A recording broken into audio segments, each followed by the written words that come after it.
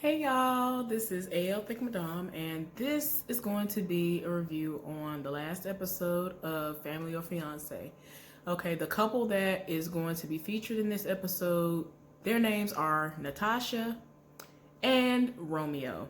So they have been together for 8 years and they've been engaged for the last 3 of those years. They've come on this show because they want to be able to bring their families together because everybody is completely divided. Just about nobody wants them to get married.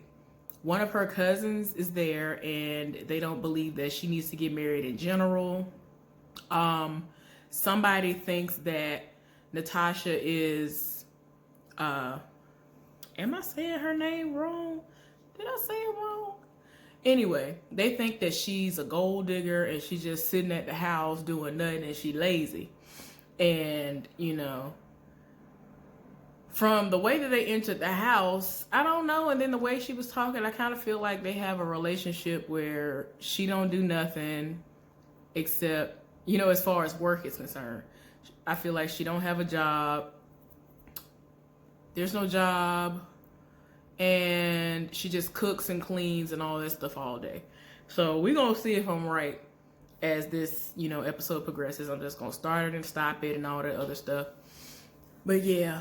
A lot of people are not here for their, nobody really is here for their union. And they're supposed to be getting married in 2 or 3 months. So we're going to see how this go. So they actually have met up with Tracy McMillan. And I really hope I say the right name because the dang T's be messing me up. Okay, because the other one is Terry. Okay.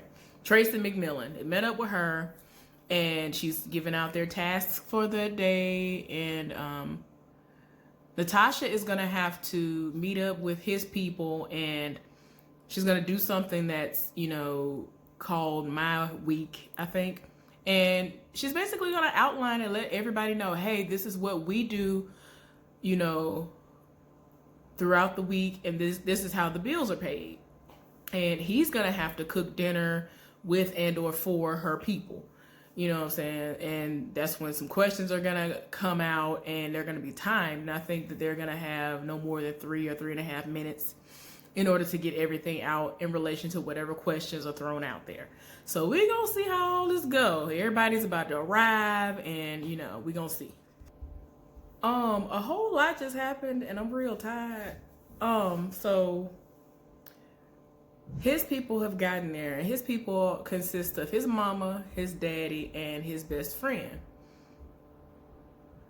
Tell me why they arrived first. And his mama walked in, didn't say nothing to Natasha, didn't look her way.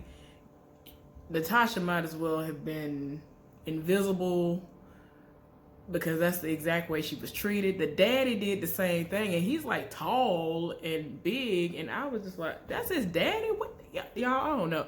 If you saw the guy, Romeo, and him, you would just think they might be around the same age or something. I don't know. Maybe I'm just looking at it wrong. I'm gonna have to look at it a little bit longer because I'm just like, okay, this is too much going on already. And the only person who actually spoke to her or acknowledged the fact that she was even a part of this weekend was Romeo's best friend. And, he actually, even if he's not here for her, he actually was like, hey, how you doing? Nice to meet you, My thing is this, we here for a purpose. You can at least fake it till you make it, I can't, y'all. And then her people came and they were all happy and excited to see her and all that. And they rolled up, I think one of her, it was either her best friend, spoke to Romeo's mama. It was like, hey, how you doing?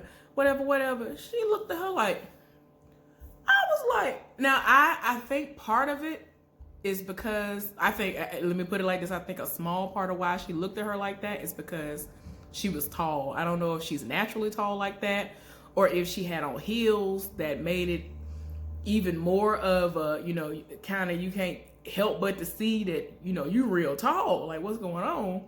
But his mama looked at her like, I was like, why? Then like everybody came and tried to speak to her, and it's like somebody was like, "Hey, how you doing? My name is this. What's your name?" She hesitated, and then like she was like, "Vita," or whatever she said her name was, and like she kind of hesitated to put her hand out and shake it, and like I was just like, her mama gonna be a problem. His mama gonna be an issue already. And then like she already said that when Tracy asked her, you know, if you don't get the blessing from his mom, would you still be able to go through with the wedding?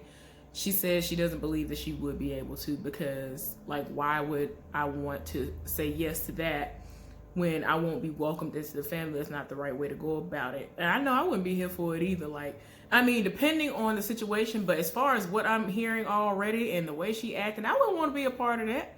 Ain't no telling if he gonna act like that at some point in time, or if he already does and we just don't know yet, because like I said, I'm watching and recording at the same time, so I don't know, y'all. And then like now I'm trying to understand what's going on, because now it's kind of sounding like maybe she's the one who is paying for everything, and that's why her people are super concerned. And then like what I neglected to mention earlier was that they were living in New York, and they now live in, I guess, see that every time they said it, it's like they mumbled and jumbled all over it. And I was like, what in the world? I guess they said Atlanta. I don't know. But that is a big problem for a lot of people, because some of them, they didn't even know that, first of all, she moved, and second of all, she got engaged until they saw a random post. And that is very impersonal. And especially if you are really close to your cousins and, you know, the best friend and all that stuff, the people who always have your back and they've been there right beside you trying to be your support when you've had other situations to happen before. So for them not to even know that any of this has happened until they see a post, it's like, wow. And like one of her cousins is like really, really taken aback by the fact that she was just, you know, taken. And she was like, you know, you took her. We didn't know what was going on. We didn't know that she was gone until we saw a post. So yeah, y'all, it's a lot. And I'm just like, oh gosh. So as of right now, they're doing a family meeting and everybody is going around voicing their concerns. Y'all, in one of the little confessionals, tell me why Romeo's daddy was just like, I'm just gonna tell you like this, I don't like Natasha. I was like, why? Like, I don't know if he's one of those where he's like, well, if my wife or if somebody that, you know, is on the same team as I am, because I don't know if they're together or not, because you know how some people are, they'll come together but they're not necessarily married or whatever. I guess that his parents are married. I'm gonna just think that they are. It's like if they don't like him, I don't like him either. So I don't know, it's a lot. Now if it ends up being some truth to that situation where she's the one paying all the bills, then I'm gonna try to figure out, and you know, before other information comes out as to why you don't like her. Your son is being taken care of, so why wouldn't you like the fact that you ain't got to take care of him? Like, what is it that you wouldn't like about this person? Like, is she controlling him because she has the money? Like, is that what it is? Like, I'm trying to figure it out as I watch. But anyway, I'll be back. So the reason why his father ain't here for Natasha is because he, you know, I guess put out a recommendation for her to get a job where he works. So she ended up quitting that job. And later on, we find out during the moments where she has to explain to them how, you know, her daily life is for a week and how the finances go. She explains to them that the reason why she couldn't stay at that job is because she had to be there at 7. The job she works at currently, she has to be there at 9. So given the fact that she has so much stuff that she has to do before she even leaves the house, there's no possible way that she would be able to do any of that and still be able to do what she needs to do and get to that job. So yeah, it's just a lot going on, and I'm just like, whoo, Lord. Because if they have any issues at this point, it's gonna be like, okay, this is all too much going on. Y'all ain't gonna make it. But I don't know. I'm on the fence right now. I don't know. I'm just gonna wait and see what happens. But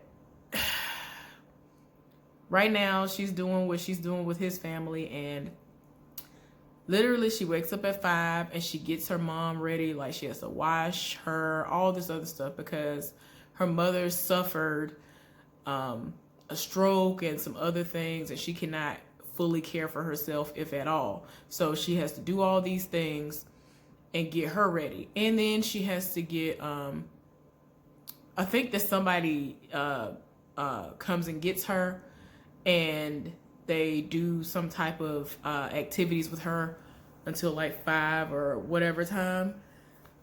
If it's anything like the place here, the people, they can still stay at home, but they'll have activities all day for them to do, especially if, they are living at home with kids or whoever would be taking care of them. So then he has, I think, 2 daughters that she plays mom to, and they did move to Atlanta. We find out during his questioning that he did not make her leave and all this other stuff like everybody is thinking is happening. What has happened is she wanted to leave. He was actually not trying to go anywhere. She was like, no, we're going to go to Atlanta. And she found a way to be able to go to Atlanta so that nothing would interfere with anything that they needed to do work-wise or with her mama. And I guess because there are so many resources that, New York is a really big place, and Atlanta is a really big place as well. And like I said, they have a whole lot of resources. So anything that the kids would need, anything her mom would need, it should be readily available. And there are so many job opportunities, even though I don't know, I've debated on it. I might be moving there. I don't know. Within the next few years, either there or somewhere in Alabama. If I move back down south, further south, because I am still in the south, even though I'm hundreds of miles away, I'm trying to get back closer to home so that when I do travel home, it takes a lot less time to get there. Because right now, just driving, I'll just be like, no, I would rather live in Georgia and not have to rent a vehicle or get on a plane or a bus or any of this other stuff and go home. Anyway, y'all, it's just a lot. Y'all, even after they find out everything that this woman has to do every single day, the mom was like, oh, that's a lot in the confessional. But then in real time, we see her when old girl was like, well, I felt a certain type of way when you tried to question my mothering skills. And so she was like, girl, please, ain't nobody got time for that. I'm going to question anything. I'm going to question anybody because my grandchildren are my main priority and all this other stuff. And it's like, on one hand, I get it, but at the same time, it's like, girl, and then like his mama is like, look, you've never come to see me. You never ever tried to come at me and explain to me who you are and allow me to get to know you. And she said that when they came in the room, well, when she came in the house, she said that she looked at her some kind of way. Like she was like looking away or rolling her eyes. She said she basically gave her that same energy back. And I'm just like, Lord, this is a lot. It's a lot. Oh my gosh. I was trying to understand why they wanted to know about the finances like that. So both of them work, but the fiance, the guy, Romeo, he works in sales and it's commission based. He says that what he does, nobody wants for anything. She's a kept woman and all this other stuff. But most of her check every week is put into the household. And, we were talking about car notes being paid, all the phones being paid, whatever services her mama need that ain't being paid for by, I guess, Social Security, rent, insurance, all that stuff she put up there. And she, said that after all was said and done, she has like $200 every week for herself. And so the daddy was like, well, I find that hard to believe because like every week, every time I turn around, I see, oh, I got new Gucci shoes. Ooh, I got new this, I got new that. So I don't see how it's possible for you to sit up here and make it seem like you only have $200 after all the money that came in and went out for all these bills that you speaking of. And I'm just like, oh my gosh, why? So as of right now, I feel like the only person's opinion as to why they feel as though they shouldn't be getting married or whatever is Romeo's best friend. He said that when he got into this relationship with Natasha, he, hadn't healed from everything that happened before. And what we found out also was when they first got together, he was married. Or he was married. He literally was still legally married to somebody and all that. And I'm like, girl, no, what in the world? Like, I cannot. I hate when people do stuff like that. Well, she's making it seem as though she didn't know. And, it eventually became finalized, I guess. So I'm like, girl, no. But he's the only one who seems as though he's making some sense as far as his mental health. Because, for example, myself, I know that I am not in the right space to sit up here and think, oh, well, let me go jump into a relationship with somebody. No, if I'm not fully healed from what I've been through, why would I feel like I do want love. I want all of these things. I want an amazing relationship. I want everything to go how I want it to go and how I would hope it would go. But at the same time, I feel as though if you have not healed and gotten over the hurt and all that, you're going to bring baggage into the new situation. He literally there was basically overlap. So it's like you already done started off on the wrong foot. So that's why as of right now, he the only one who I understand. So he wasn't in the right frame of mind when he went and did all this and got with her and then eventually proposed to her. So I get that. That's crazy. So it's day 2 and they're doing their check-in with Tracy and they go over how everybody's reactions were to the dinner making and the questions that have been asked when Natasha went over how things are paid and what she does, since people just think she's out here doing nothing and lazy. And then, she was like, well, today you're all going to be going to the beach and hopefully everybody will be able to ask what they want to ask and talk and actually, hash some stuff out. And, some stuff was brought up about the reason why his mother was questioning Natasha's mothering.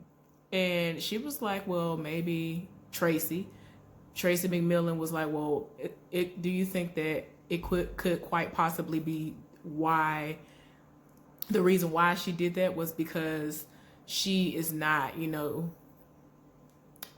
didn't feel like she was successful in her own mothering, or she's questioning her own mothering skills. And he actually said that he sometimes didn't feel like he was loved. And he said that the divorce was crazy.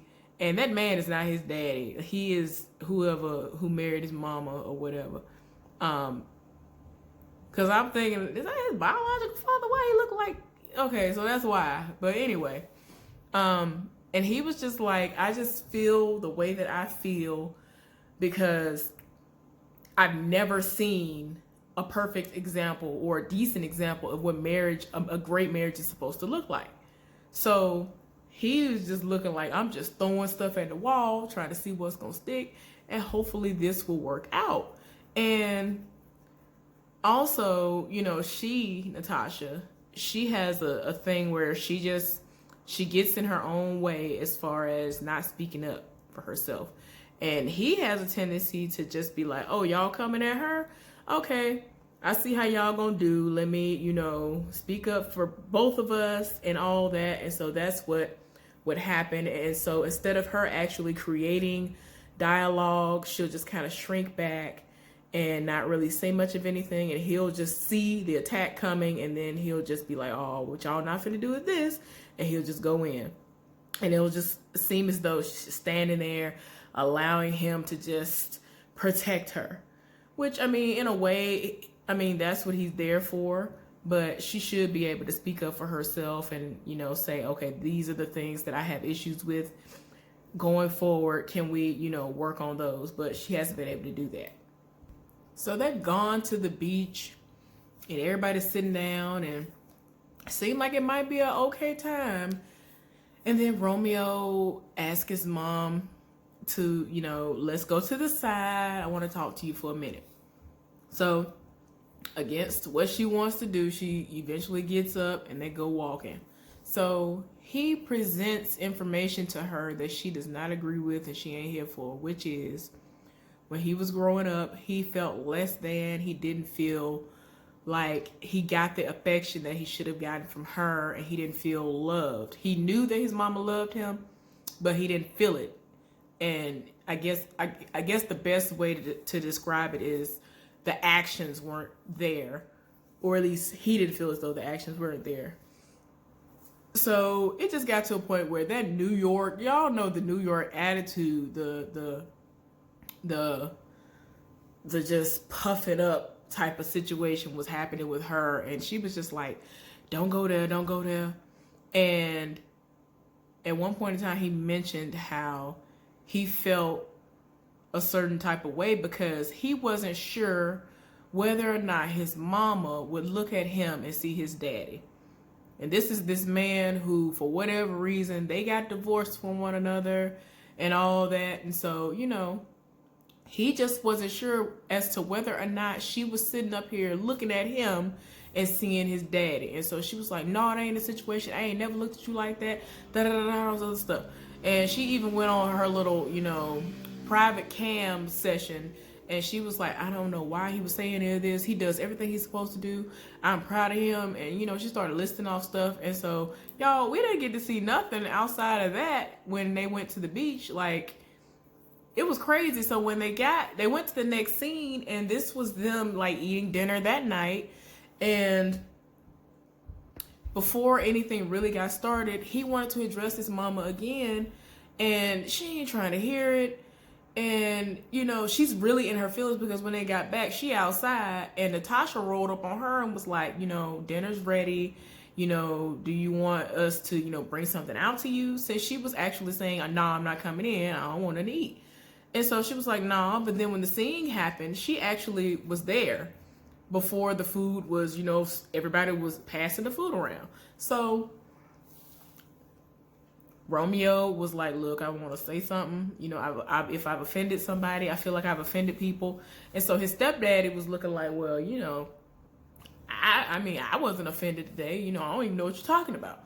Because the conversation was off to the side and with his mama. And I guess she was so deep in her feelings, she hadn't even told him about it. Or he was one of those where he just wants you to address it and say it out loud so he can hear it out of your mouth. So she was like, I don't need your apology. I already know you love me and all this other stuff. Because he was just trying to reassure his mama that he did not mean anything offensive when he said what he said. And like, it got so bad, she was just trying to get up and leave. And he was just trying to let her know, I'm saying all of this to let you know that I love you. I'm just telling you how I felt. But all in all, I love you. So y'all, it's a lot. It was to the point where she was still in her feelings a little bit or whatever, right? Y'all excuse me. She was still in her feelings. And one of her cousins, I think, went outside to check on her. She was just sitting there. She was like, Mama, do you not want me to be around you? Or, you know, what? And so she was like, I don't know what you want me to say. And so she actually broke down and was crying into this woman's arms. And I was shocked. Like, that's how hurt she is. So I'm hopeful that once the moment passes, she don't go back to the usual, which is very mean and evil and just, why you so mad all the time and nobody's coming at you sideways? So why do you have that type of energy? Like, but we'll see. I hope she don't do it. So something that I keep forgetting to mention is one of the things that a couple of people that are Team Natasha said in the beginning is that Romeo be doing the most. Like, he is too out there, he's too flashy, and he's just so extra. And when they had that moment, those 3 minutes, when, you know, he has the floor to say and answer the questions, when that was brought up, he was like, look, I don't understand what you mean. This is what she likes. She never got this attention. I love her. You don't understand how much I love her. Like, I was like, wait a minute, you done went off. Like, he went all the way off. He was like, you don't understand how much I love her. Like, the way he said it, like, you could tell he lives for her. So he was just like, this is something that she's not used to getting from men. And this is something that I want to do, and I wholeheartedly feel this way about her. So that is why I do all the theatrics, as they like to call it, or whatever. And, you know, the way they were saying it before, I thought he was just out here spending her money up, and he out here and all this Saint Laurent stuff and all doing the most, but that ain't even what it is. So I'm like, okay, what is going on, y'all? So anyway, we're on the last day before they even have their last meetup with Tracy, and I guess they were finished eating breakfast or whatever, and they were cleaning up in the kitchen. And Natasha pulls his mama, and, you know, they go out and talk. And so she was like, you know, what you want to talk about? So she was like, you know, I just wanted to let you know that you and I are so much alike. And Natasha is explaining to her that, you know, they're both stubborn. They both are, you know, very strong women, and they both love her son. And it just got to a point where they had a breakthrough and a bonding moment. And she was just like, look, you know, if you ever need to call me when he get on your nerves or you need to vent, then you can do that. And so Natasha was like, and you can do the same. So they had a moment, and they actually hugged. And in her confessional, she was just like, me and your mom actually hugged. And this has been like 5 to 7 years out of the 8 years that they've been together. And now they're finally having some type of relationship. So we're going to see it where it goes. We're about to get to the blessing ceremony now to see if indeed she acts the way she's been acting the past few hours, and she's going to give him the blessing or not. So let's see. All right, y'all. So to end it all, basically what happened was everybody gave the blessings. So I was like, yes, that is so amazing, y'all. Everybody had their moment to say, you know, how they felt in the beginning and how that really changed towards the end. And when Tracy McMillan came to greet everybody after it was all said and done, she was like, you made me cry, because they did do the work, and it ended up very, very nice. Y'all, they got married. They looked nice. I was like, okay then. So, you know, y'all, the way that they had it all set up with the commercials and stuff, they had me thinking that this was not going to work, but it worked out. Even Natasha and his mama are doing well. I mean, wow. That's all I can say. Y'all got me. Y'all got me. But anyway, I'm glad that everything worked out for the best. Happy wedding to y'all. Hope y'all have an amazing life together. You know, hopefully I'll be like that someday. Anything is possible. So anyway, I hope y'all have a good one, and I'll see y'all later on for something else. Bye.